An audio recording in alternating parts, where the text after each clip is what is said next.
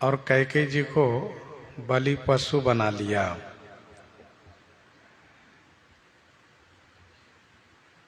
मारेगी किस शस्त्र से? तो कहा वो है छुरी। कपट रूपी छुरी है जिसको हृदय रूपी पाहन पर तेज की है।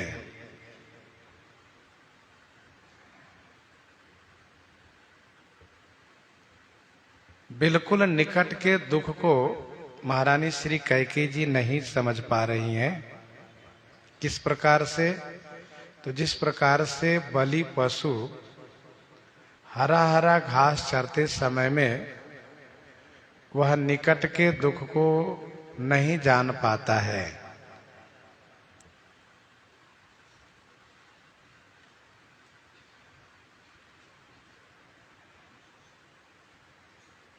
कैकेयी की बात सुनने में तो मीठी लगती है, सियाराम। मंथरा की बात सुनने में तो मीठी लगती है, लेकिन उसका परिणाम बड़ा भयानक होगा। जिस प्रकार से बलि पशु के मुख में शरबत डाला जाता है तो शरबत पीने में तो उसको मीठा लगता है, लेकिन उसको नहीं पता कि अब मेरी मृत्यु होगी। मंथरा की मीठी बातें बिल्कुल शरबत बत है, मानो जहर युक्त शहद है।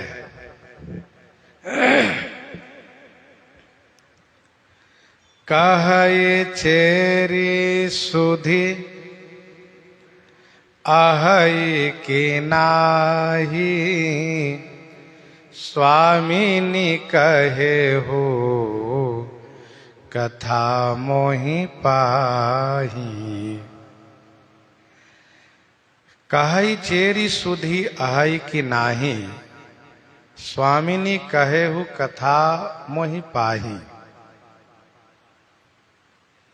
चेरी कहती हैं कि हे स्वामिनी, आपको सुधी है कि नहीं? आपको याद है कि नहीं? आपने मुझसे एक कथा सुनाई है बहुत पहले।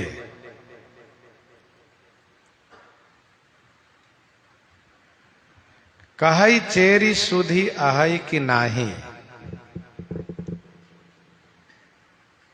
मुझे तो कुछ मालूम था नहीं, आपके सुनाने से ही मुझे मालूम हुआ है। मैं जानती हूं आपने मुझे एक कथा सुनाई है,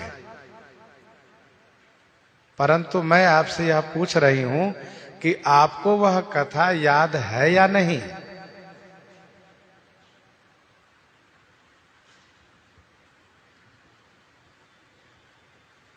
श्रीमद् वाल्मीकि रामायण में इस कथा के संदर्भ में इस प्रकार से वर्णन है कि दक्षिण दिशा में वैजयंत नाम का नगर था, जिसके राजा, जहां के राजा तिमी ध्वज थे। दक्षिण दिशा में दंडकारण्य में एक वैजयंत नाम का नगर था, वहां के राजा तिमी ध्वज थे। उसी का उपनाम संबर था। बहुत बड़ा मायावी था। युद्ध में देवताओं को परास्त कर दिया। तब देवताओं ने देवराज इंद्र से कहा, तो देवराज इंद्र देवताओं की ओर से युद्ध करने लगे। बड़ा भयानक युद्ध हुआ, लेकिन इंद्र को ऐसा लगा कि हम इसे परास्त नहीं कर पाएंगे। तब देवराज ने महाराजा श्री दशरथ जी से सहायता मांगी। महाराजा श्री दशरथ जी इंद्र की सहायता में जब जाने लगे तो तुम्हें भी साथ में लिए गए थे, याद है ना? वहां पर बड़ा भयानक घोर युद्ध हुआ। बहुत से राक्षस मारे गए, बहुत चोट लगने से, अस्त्र शस्त्र के प्रहार सहने से महाराजा श्री अवधेश जी मूर्छित हो गए। और जब मूर्छित हो गए तो उस समय स्थिति ये बनी कि महाराज के सारथी भी मारे गए थे। तब आपने सारथी का काम किया और रथ को बड़ी युक्ति के साथ युद्ध से बाहर किया और महाराज को मूर्छा दूर करने के लिए आपने उपाय किए, जिस उपाय से महाराज होश में आए। फिर महाराज बड़े प्रसन्न हो गए और प्रसन्न होकर के उन्होंने कहा, देवी कैकेयी मुझसे तुम 2 वरदान मांग लो। तो आपने यही कहा कि महाराज रहने दीजिए, जब उसका समय होगा, जब मेरी इच्छा होगी तो मैं मांग लूंगी।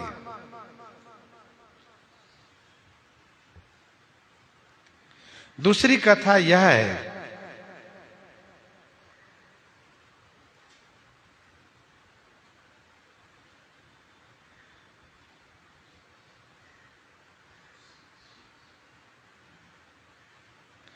जो कथा अध्यात्म रामायण से वर्णित है। महाराज जिस समय युद्ध कर रहे थे, उस समय उनके रथ के धूरा के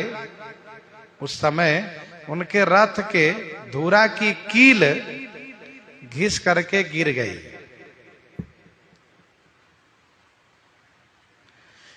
धूरा की कील गिर जाने से अब रथ के पहिया निकलने ही वाला था कि श्री कैकेयी जी की दृष्टि पड़ी और उन्होंने कील के जगह पर अपना हाथ डाल दिया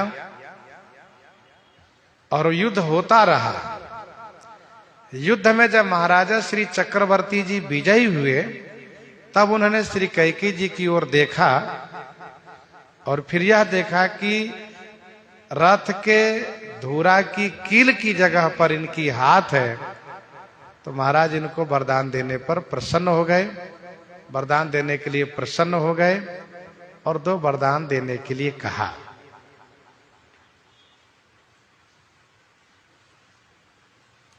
तीसरी कथा यह है,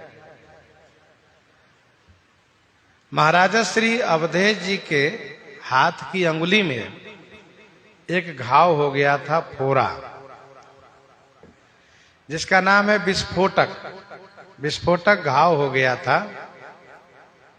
बहुत दवा किए लेकिन उस घाव की जलन दूर नहीं हो रही थी, घाव में बहुत पीड़ा हो रही थी। तो वैद्य ने कहा कि श्री कैकेयी जी यदि उस घाव वाली अंगुली को अपने मुख में रखेंगी तो आपके घाव की पीड़ा दूर हो जाएगी। यद्यपि महाराजा श्री अवधेश जी इस बात को कहना नहीं चाह रहे थे, फिर भी महारानी कैकेयी को जब ज्ञात हुआ तो उन्होंने तुरंत महाराज के हाथ की अंगुली को मुख में लिया और उनके घाव की पीड़ा दूर हो गई, जिससे महाराज बड़े प्रसन्न हो गए और वरदान देने के लिए महाराज ने कहा।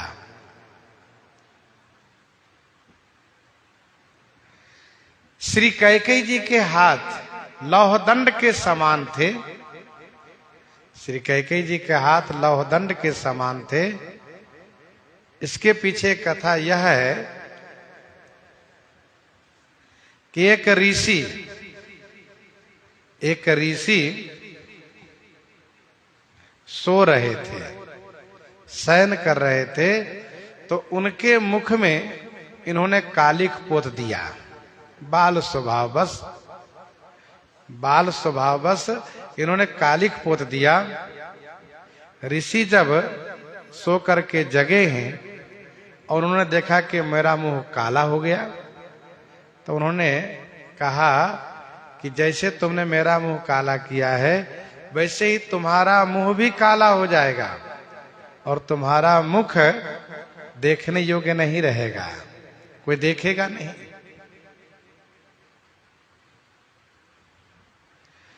श्री कैकेयी जी ने उनके दंड को छुपा रखा था। ऋषि ने मांगा कि मेरा दंड दे दो आप, तो श्री कैकेयी जी ने तुरंत दंड ला के दिया। तो ऋषि जी प्रसन्न हो गए और उन्होंने कहा कि मैं तुम्हें एक वरदान देता हूं। तब श्री कैकेयी जी कुमारी अवस्था में थी, कन्या थी, बालिका थी। उन्होंने कहा कि तुम जब चाहोगी तब तुम्हारा हाथ लौह दंड के समान हो जाएगा। इसीलिए रथ के पहिया निकलने वाला था, धुरा की कील निकल गई थी, तो उस कील की जगह पर उन्होंने अपना हाथ डाल दिया था।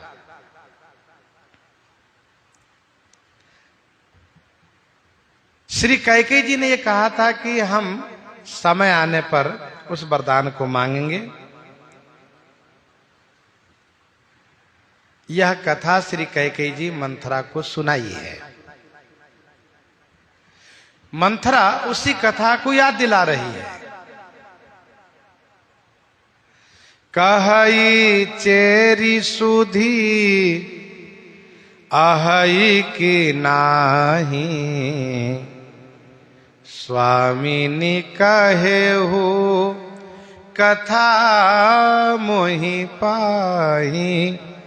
स्वामिनी कहे हो कथा मोहि पाही।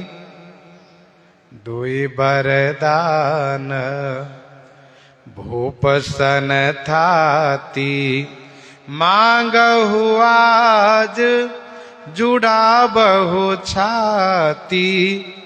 मांगहु आज जुड़ा बहु छाती। दुई वरदान भूप सन थाती, मांगहु आज जुड़ा बहु छाती।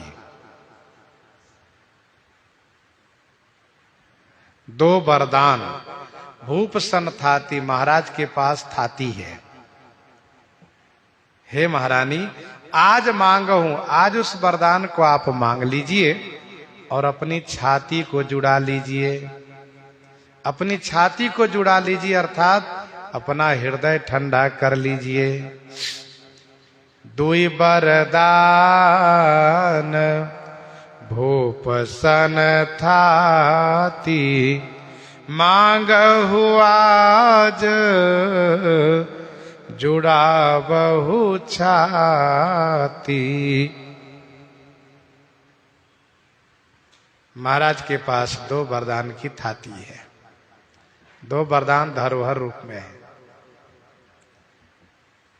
महाराज ने आपसे कहा था कि जब आप चाहो तो मांग लेना, जब आपकी इच्छा हो तो मांग लीजिएगा। सो आज मौका है, मांग लीजिए।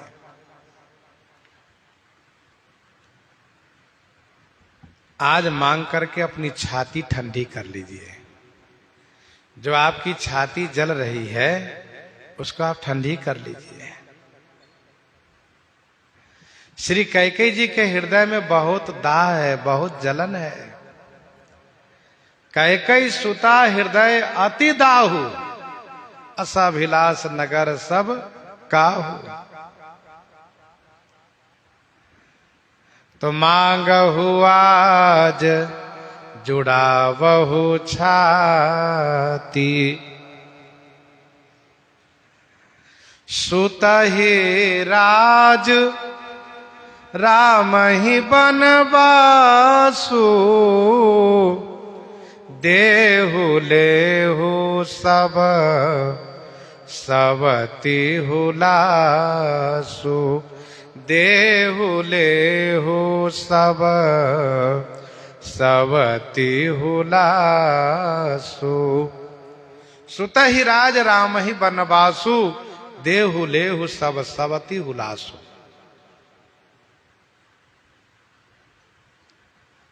सुतहि राज, दोनों वरदान को आप इस रूप में मांग कीजिए कि पहला मांग कीजिए कि आपके बेटे श्री भरत का राज्य हो,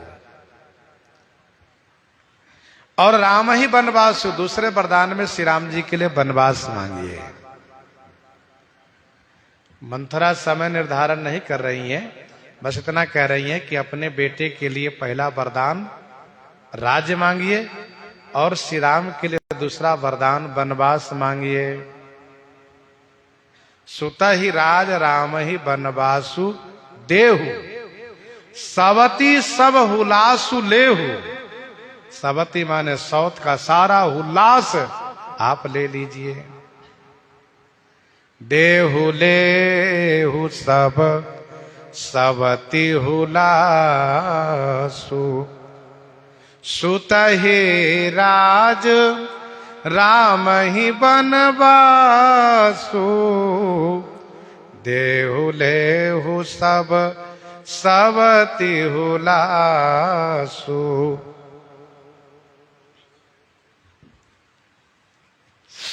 सुत ही राज राम ही वनवासु, देहु लेहु सब सवती हुलासु। बेटे के लिए राज्य पहले मांगिएगा, बाद में श्री राम का वनवास मांगिए। मंथरा जान रही है कि यदि पहले श्री राम का वनवास मांग लेंगी तो फिर भरत के लिए राज्य महाराज से नहीं मांग पाएगी, क्योंकि महाराज को श्री राम के प्रति अपार ममत्व है, असीम प्रेम है। इसलिए उनके वनवास की बात सुनते ही महाराज विचलित हो जाएंगे, बहुत दुखी हो जाएंगे। सुत ही राज राम ही वनवासु, देहु लेहु सब सवती हुलासु। देहु लेहु सब सवती हुलासु। साउथ का सारा हुलास आप ले लीजिए।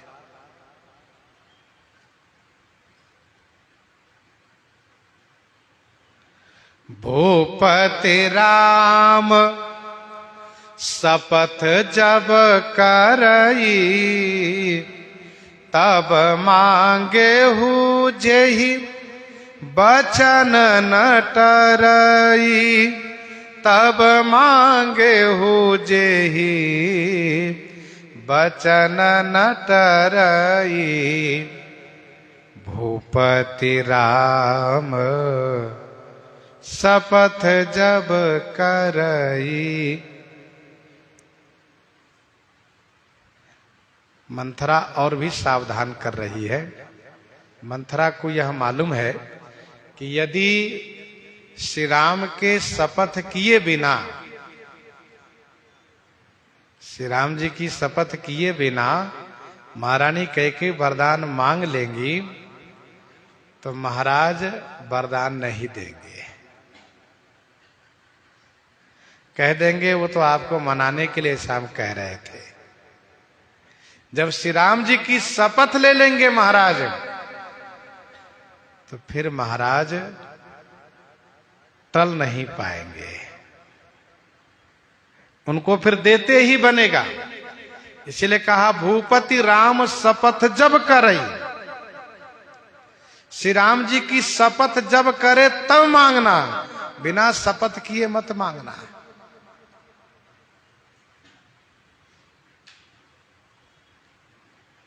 महाराज श्री राम जी को अपने से अलग करना बिल्कुल नहीं चाहते,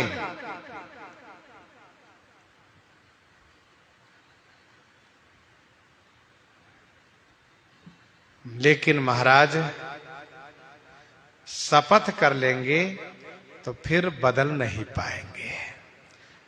शपथ का क्या महात्म है, मंथरा इस बात को समझती है। गोस्वामी जी आगे कहेंगे, तेहि पर राम शपथ करियाई, तेहि पर राम शपथ करियाई, सुकृत स्नेह अवधि रघुराई। तेहि पर राम शपथ करियाई, सुकृत स्नेह अवधि रघुराई।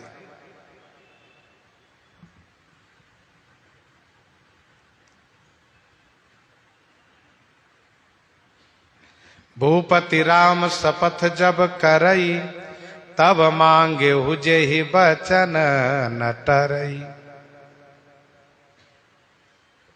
तब मांगिएगा, जिससे वचन से न टल पावे महाराज। लेकिन महारानी ये सब आज ही करना है, आपको जान लो। किसी प्रकार से कल के लिए मत टालना, आज ही सब करना। क्योंकि होई अकाज आज निसी बीते, बचन मोर प्रिय मानहु जीते। होई अकाज आज निसी बीते, बचन मोर प्रिय मानहु जीते। होई अकाज आज निसी बीते। आज की रात्रि यदि बीत गई तो अकाज होगा। अकाज माने हानि होगी, नुकसान होगा। इसलिए मोर वचन माने मेरे वचन को जीते प्रिय माने हूं। जीते माने प्राण से भी अधिक प्रिय मानो।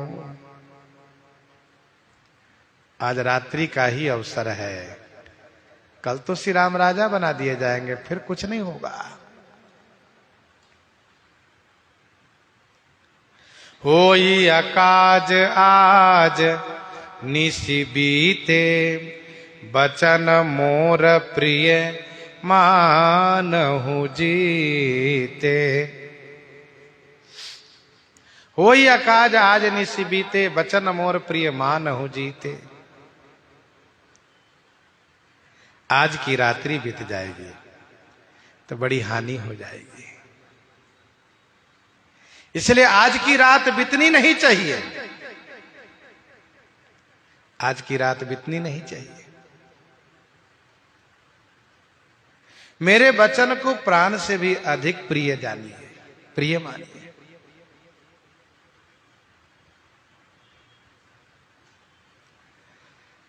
कहने का मतलब यह है कि बहुत आपको नींद आया करती है, सो मत जाना। आज रात्रि में जग लो, फिर कल से आराम से ठाठ से सोना। आज सो गई तो समझ लो खो गई तुम। सोया सो खोया। जाओ न जाओ तो होई अकाजू। अकाजू माने हानि होना।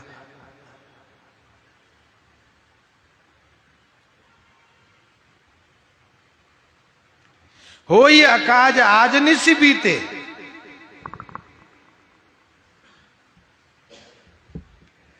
दूसरा अर्थ संतों ने यह भी किया है कि बस आज की ही तो रात्रि है। आज की रात्रि के बाद कैकेयी को तो हानि ही हानि होनी है। बचन मोर प्रिय मानहु जीते, बड़ कुघात करि पातकनी, कहे सी कोप गृह जाऊ। काज संवारहु सजग सब, सहसा जनी पतियाहु। सहसा जनी पतियाहु। बड़ कुघात करि पातकनी, कहे से कोप गृह जाहु। काज संवारहु सजग सब, सहसा जनी पतियाहु। उस पातकनी पापनी मंथरा ने बड़ कुघात करी, बहुत बड़ा घात लगा करके, बहुत बड़ा कुघात लगा करके फिर कहा महारानी अब आप कोप गृह में चली जाओ। कहे से कोप गृह जाओ। कोप घर में चली जाओ और ध्यान रखना वहां मैं नहीं रहूंगी, बस मेरी बातों को याद रखना। काज सवार हो सजग सब, सहसा जनिपति आहु। सजग माने सावधानी पूर्वक, सब काज सवार माने सब काम बनाना।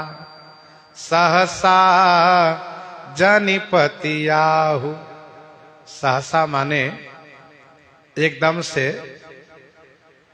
जनिपति आहु, जनि माने मत, पति आहु माने विश्वास करना।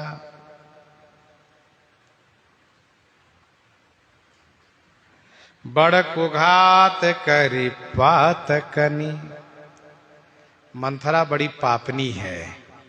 क्यों? क्योंकि अपनी मालकिन को, अपनी अन्नदाता को नाश कर रही है। जो अपनों को नाश करे वह बहुत बड़ा पापी है।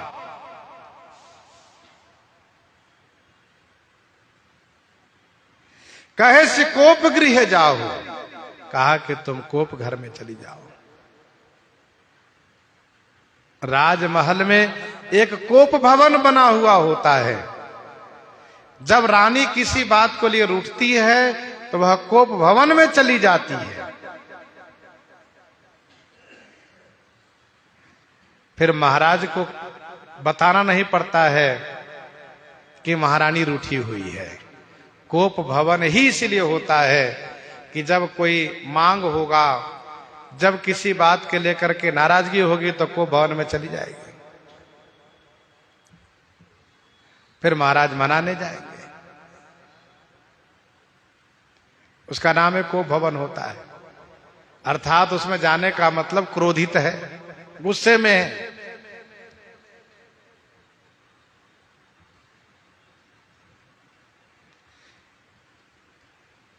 काज सवारेहु सजग सब, सजग माने सावधानी पूर्वक सब काम संवारना, बनाना। सहसा जनिपति आहु, महाराज बड़े नीतिवान हैं, बड़े बुद्धिमान हैं। सहसा माने एकदम से, शीघ्रता में विश्वास मत कर लेना। एक एक बात को समझना और बड़ी मजबूती के साथ रहना, तथा महाराज की बातों में मत आना। और जब श्री राम जी की शपथ ले तभी मांगना। श्री राम जी की शपथ न करें तो शपथ लेने के लिए प्रेरित करना उनको।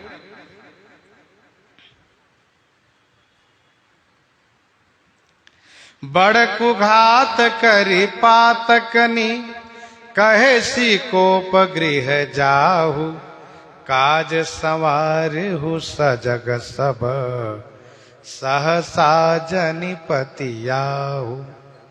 क्योंकि लखहु न भूप कपट चतुराई, कुबरी रानी प्राण प्रिय जानी। बार बार बड़ी बुद्धि बखानी, कुबरी रानी प्राण प्रिय जानी। बार बार बड़ी बुद्धि बखानी। कुबरी ही रानी प्राण प्रिय जानी।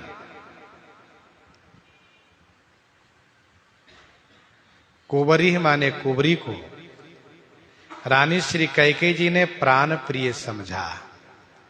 ये तो प्राण के समान प्रिय है। बार बार बड़ी बुद्धि बखानी, बार बार इनकी बड़ी बुद्धि की प्रशंसा की।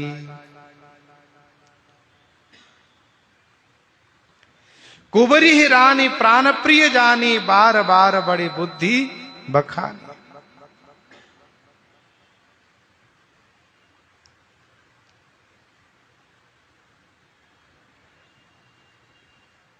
जो कैकेयी श्री राम जी को प्रिय, प्राण प्रिय मानती थी, प्राण ते अधिक राम प्रिय मोरे। वही श्री कैकेयी जी अब मंथरा को प्राण प्रिय जानने लगी। यही है फिरा करम प्रिय लागी कुचाली।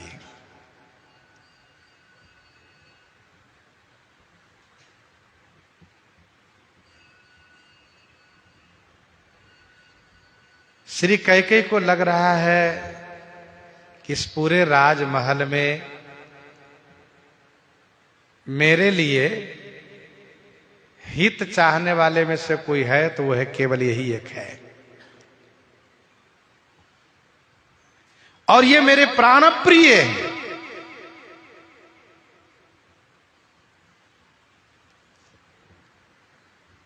कैकेयी ने कहा, मंथरे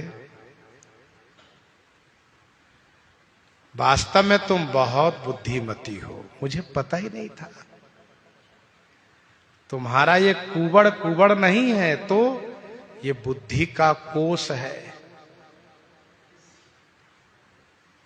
सारी बुद्धि इसी में है। बड़ी प्रशंसा करने लगी। इसीलिए कहा गोस्वामी जी ने कि बैर अंध प्रेम ही न प्रबोधु। दोहावली 326 में गोस्वामी जी ने लिखा, तुलसी बैर स्नेह दो रहित बिलोचन चारी। तुलसी बैर स्नेह दो रहित बिलोचन चारी। सूरा सेवरा आदर ही नींद ही सुरसरी बारी।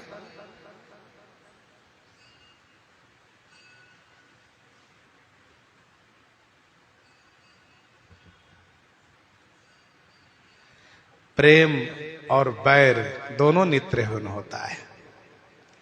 प्रेम जहां है वहां दोष नहीं दिखता है, बैर जहां है वहां गुण नहीं दिखता है।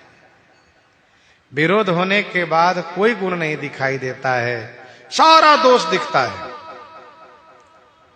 और प्रेम होने पर केवल गुणहीन गुण दिखाई देता है, एक भी दोष नहीं दिखता है।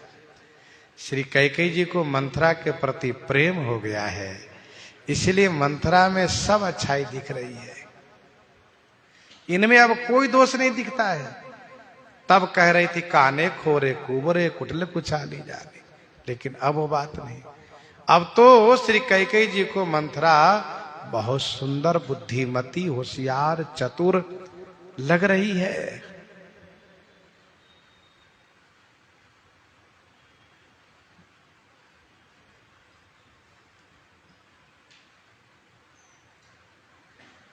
कैकेयी ने कहा,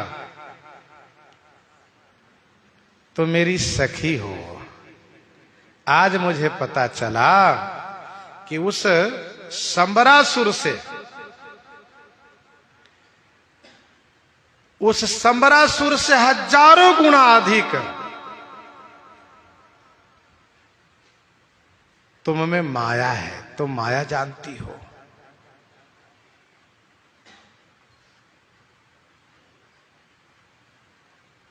और तुम बहुत बुद्धिमती हो।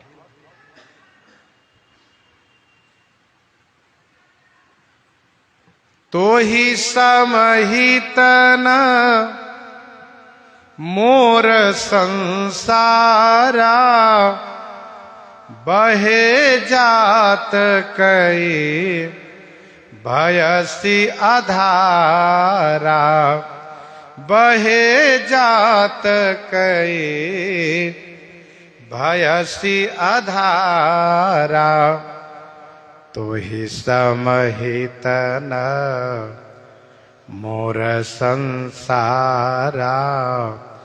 बहे जात कई भयसी आधारा। तो ही समहित न मोर संसारा। तुम्हारे समान संसार में मेरा हितकारी कोई नहीं है। बहे जात कई भयसी आधारा। मैं तो बही जा रही थी, पर तुम सहारा बन गई, आधार बन गई, बचा लिया तुमने।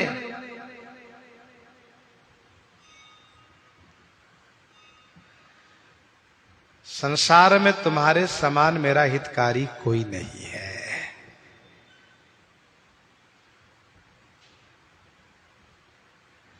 मैं तो डूबी जा रही थी अपनी सौत की उत्कर्ष में, डूबी जा रही थी। सुदिन सुमंगल दायक सोई, तोर कहा फुर जही दिन होई। जेठ स्वामी सेवक लघु भाई, यह दिन कर कुल रीति सुहाई। राम तिलक जो साचे हो काली, देव मांगी मन भावत आली। देव मांगी मन भावत आली।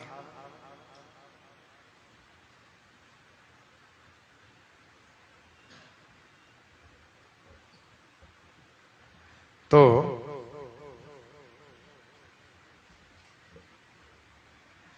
तुमने मुझे बचा लिया। लोकोक्ति है कि डूबते हुए को तिनके का सहारा भी मिल जाए ना तो उसकी जान बच जाती है। गोस्वामी जी ने लिखा दोहावली 544 में, तुलसी तृण जल कूल को निर्बल निपट निकाज। कई राखे कई संग चले, बाह गहे की लाज। बाह गहे की लाज।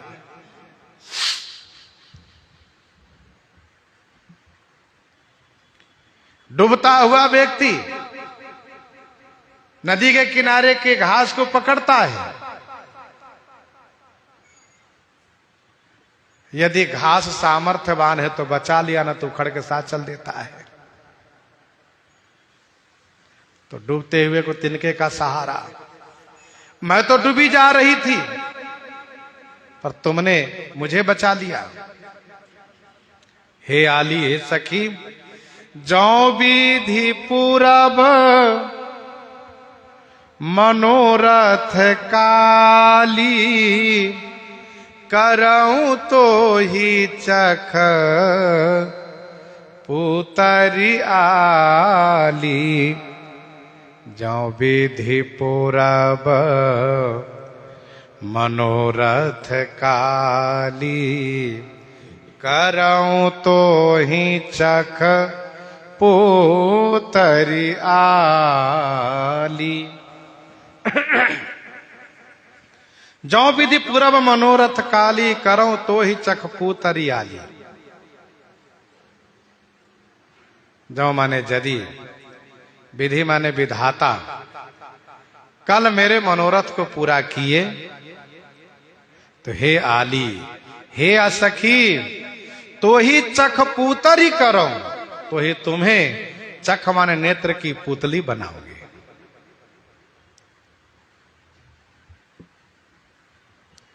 जौ विधि पूरब मनोरथ काली। करऊं तो ही चख पुतरी आली। जौ शब्द संदिग्ध है। श्री कैकेयी जी को भी संदेह लग रहा है कि महाराज श्री राम को वन दे देंगे। इसलिए कहा, यदि मेरे मनोरथ को कल विधाता पूरा किए तो।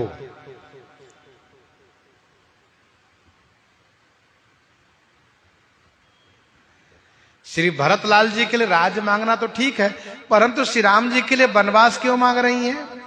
इसका कारण यह है कि यदि श्री राम जी अयोध्या जी में रहेंगे तो प्रजा दो भाग में बट जाएगी और फिर राज्य में कलह होगा, जिससे श्री भरत का राज्य निष्कंटक नहीं रहेगा, श्री भरत को खतरा बना रहेगा। इसलिए श्री कैकेयी जी मंथरा के सुझाव के अनुसार श्री राम जी को वनवास मांग रही है। परंतु संशय है, संशय है। क्या महाराज श्री राम को वन देंगे? मन में विश्वास नहीं हो रहा है। श्री कैकेयी जी भी जानती हैं कि श्री राम के प्रति उनका बहुत प्रेम है।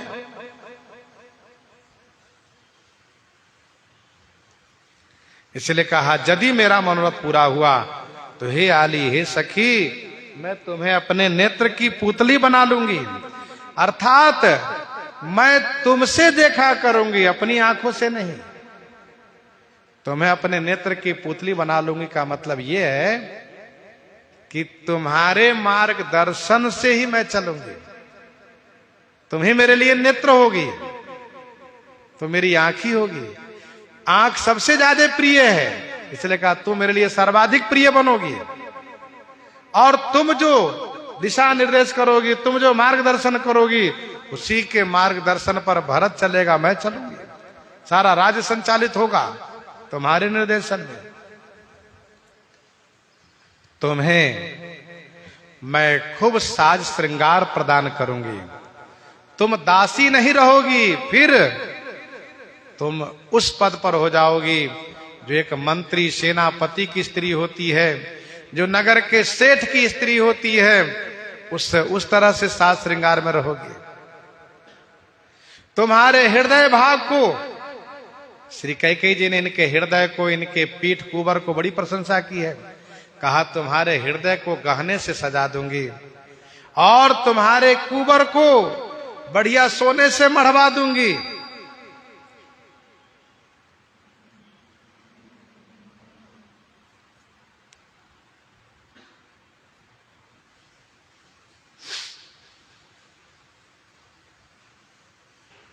जो विधि पूरब मनोरथ काली, करऊं तो ही चख पूतरी आली। श्रीमद् वाल्मीकि रामायण में खूब सजाने की बात श्री कैकेयी ने की है, साज श्रृंगार दिया भी है, लेकिन मानस जी में श्री कैकेयी जी कहती आली। श्रीमद् वाल्मीकि रामायण में कहा कि अन्य जितनी दासियां सब तुम्हारी सेवा करेगी, तुम सब चेरियों में, सब दासियों में सिरमौर रहोगी। पर मानस जी में तो एक विशेष बात है कि तुम आली बना ली गई। आली माने बराबर की, तुम मेरी सखी हो गई। करऊं तो ही चख पुतरी आली, नयन पुतरी करी प्रीति बढ़ाई, राखे प्राण जानकी लाई।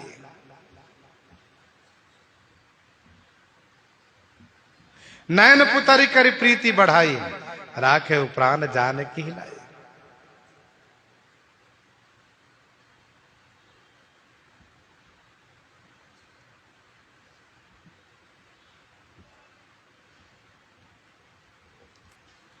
दूसरा भाव ये भी है इसका,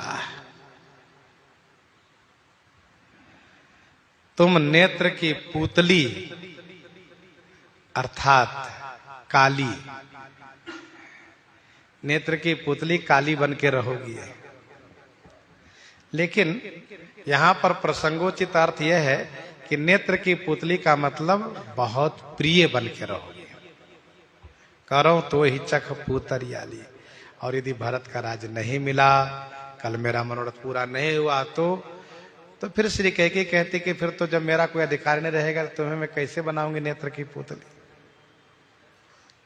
जब मैं ही कुछ नहीं रह जाऊंगे तो तुम्हें क्या दे पाऊंगे, जब मेरे पास हो तब तो दूंगे। बहुविधि चेरी आदर देई, कोप भवन गव नी कैकेयी। बहुविधि चेरी आदर देई, कोप भवन गव नी कैकेयी। बहुविधि चेरी ही आदर देई, कोप भवन गवनी कैकेयी। बहुविधि चेरी ही आदर देई। बहुविधि माने बहुत प्रकार से, चेरी माने दासी को आदर दिया कैकेयी ने, और इसके बाद उनको आभूषण वस्त्र सब प्रदान किया। और आप स्वयं कोप भवन गवनी कैकेयी, कैकेयी कोप भवन की ओर प्रस्थान की। श्री कैकेयी जी ने मंथरा को इतना आदर दिया कि मंत्री पद प्रदान अभी कर दिया। इस भरत के राज्य में प्रधानमंत्री तुम ही रहोगी, कोई भी कार्य का निर्णय तुम्हारे द्वारा ही होगा। यदि कोई कार्य की तैयारी होगी, तुम जब तक उसे हां नहीं करोगे, वो पूरा नहीं होगा। वो पूरा अधिकार दिया। को भवन गवनी कैकेयी।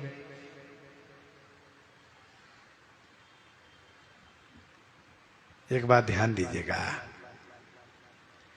ऐसी प्रकृति के लोगों को आदर देना मतलब जीवन में संकट लेना है।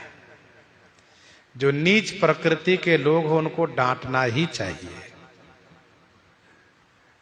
इसका मतलब यह नहीं कि सबको डांटना चाहिए। इस प्रकार की जो प्रकृति वाली हैं, वह इस तरह के प्रकृति वाले लोग हैं, तो उनको डांट फटकार लगा के रखना चाहिए। दुआवली में गोस्वामी जी ने लिखा 354 में, नीच निरादर ही सुखद, आदर सुखद विशाल। नीच निरादर ही सुखद, आदर सुखद विशाल। कदरी बदरी बिटप गति, पेखऊ पनस रसाल। नीच को निरादर करिए तभी सुखद रहेगा वो। आदर सुखद विशाल। विनय न मान खगेश सुनु, डांटे पै नव नीच। तो नीच निरादर ही सुखद, आदर सुखद विशाल।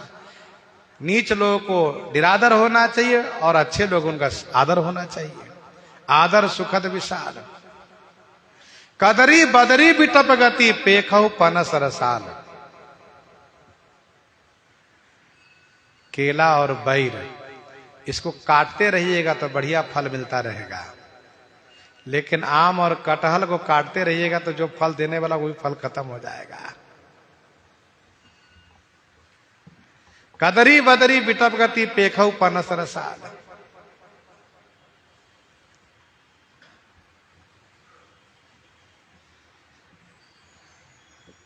एक राजा बंदर पाल रखा था।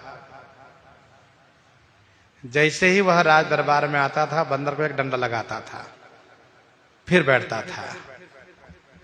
तो एक सज्जन ने शिकायत किया, कहा कि बताइए,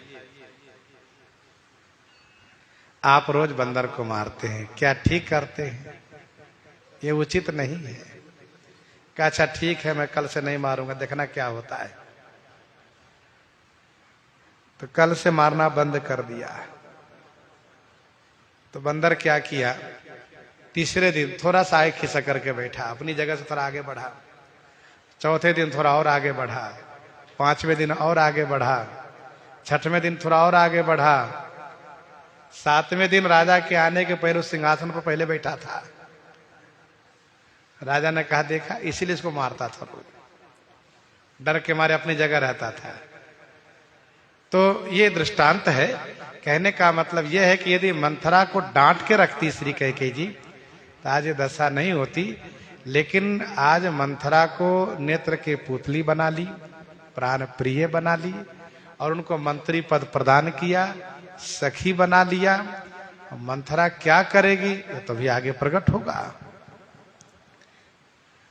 कोप भवन गवनी कैकेयी, विपत्ति बीज बरसारी तू चेरी।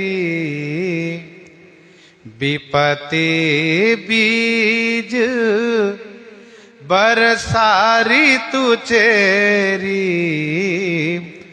भूई भई कुमति कैकेयी केरी। भूई भई कुमति कैकेयी केरी। विपत्ति बीज बरसारी तू चेरी। विपत्ति ही बीज है और चेरी माने दासी मंथरा बरसारी तू है। कुमति कैकेयी केरी, कुमति भूई भई। कैकेयी की कुमति भूई भई, भूई माने भूमि हो गई। विपत्ति बीज बरसारी तू चेरी। और बीज जिस ऋतु के लिए होता है उस ऋतु में वह बीज जमता है, लेकिन जितने बीज है यह वर्षा ऋतु में अवश्य जम जाता है। चाहे कभी से पड़ा हुआ हो, बरसों से पड़ा हो, जहां वर्षा हुई तो बीज जमेगा। गोस्वामी जी कहते हैं विपत्ति बीज, यह विपत्ति बीज है जो श्रवण कुमार के माता पिता के श्राप के द्वारा पड़ा हुआ था। विपत्ति बीज कब से पड़ा हुआ था? तो श्रवण कुमार के माता पिता ने श्राप दिया तभी से।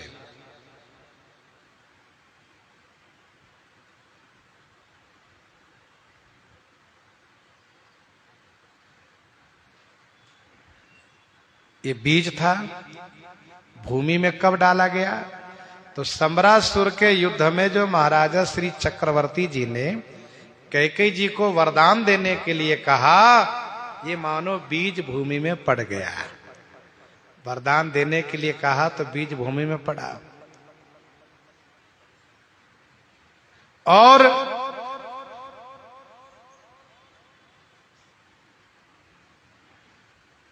बीज भी है, भूमि में पड़ा है बीज, फिर भी बिना वर्षा ऋतु के तो बीज जमेगा नहीं।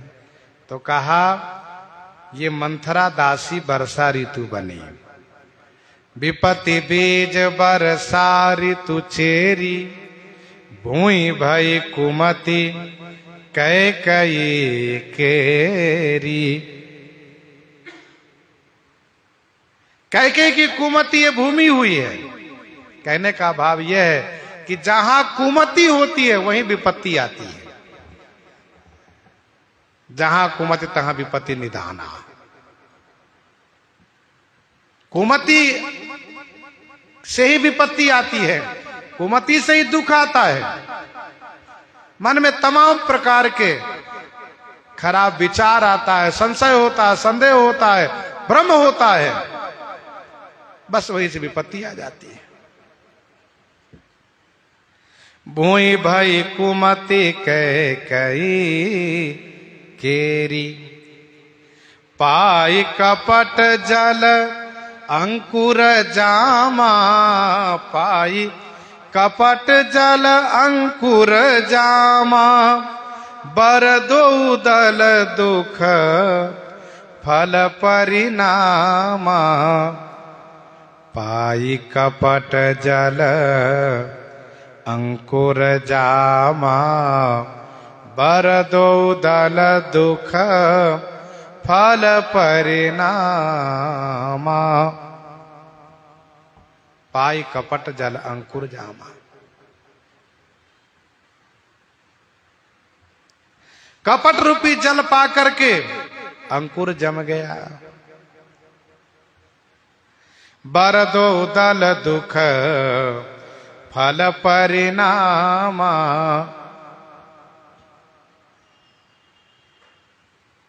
दोनों वरदान ही दोनों दल है इसका, और इसका परिणामा माने अंत दुख रूपी फल लगेगा। मंथरा के कपट रूपी जल पड़ने से अंकुर जमाया है, और अंकुर जमता है तो कोई भी बीज का जब अंकुर जमता है तो दो दल निकलता है, दो पत्ता। यहां दो वरदान ही दो दल है। अब ये वृक्ष होगा तो कौन सा फल लगेगा? कहा जब बीज ही विपत्ति है तो इसका फल दुख होगा। दुख फल परिणाम। इसके परिणाम में दुख ही दुख प्राप्त होगा। कोप समाज साजी सब सोई, राज करत निज कुमति बिगोई। राज करत निज कुमति बिगोई। कोप समाज साज सब सोई। कोप समाज साज सब सोई, राज करत निज कुमति बिगोई।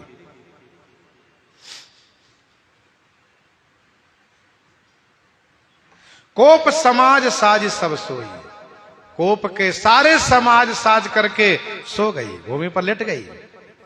राज करत निज कुमति बिगोई, राज कर रही थी लेकिन इनकी कुमति ने, दुर्बुद्धि ने बिगोई माने नष्ट कर दिया। एक अच्छा सुखमय जीवन दुखमय तब हो जाता है जब कुमति उदित हो जाती है। अच्छा, कुमति उसी में जल्दी आती है जो अपने आप को बड़ा होशियार बनते हैं, अपने आप को चतुर मानते हैं।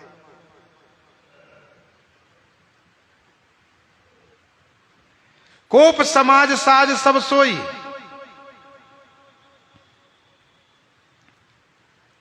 मंथरा ने जो जो कहा है सब किया। मंथरा ने कहा को भवन में जाना तो को भवन वाला वेशभूषा बना लेना। तो मंथरा के कथनानुसार वहां पर श्री कैकेयी जी जाकर के पुराना मार्किन कपड़े पहन लिए, पुराना मोटा कपड़ा पहन लिए, भूमि शयन पट मोट पुराना, और सभी आभूषणों को जहां तहां बिखेर दिए। दिए डारी तन भूषण नाना, दिए डारी तन भूषण नाना। कोप समाज साज सब सोई, राज करत निज कुमति बिगोई, राज करत निज कुमति बिगोई। इनकी दुर्बुद्धि ने नष्ट कर दिया। श्री कैकेयी जी राजरानी थी, राज कर रही थी।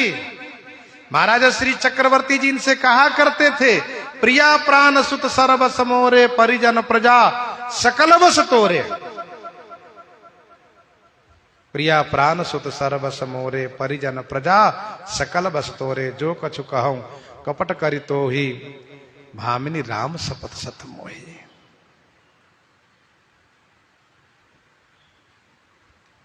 श्री कैकेयी की दुर्बुद्धि ने इनको नष्ट कर दिया। दुर्बुद्धि के कारण श्री कैकेयी जी नष्ट हो गई।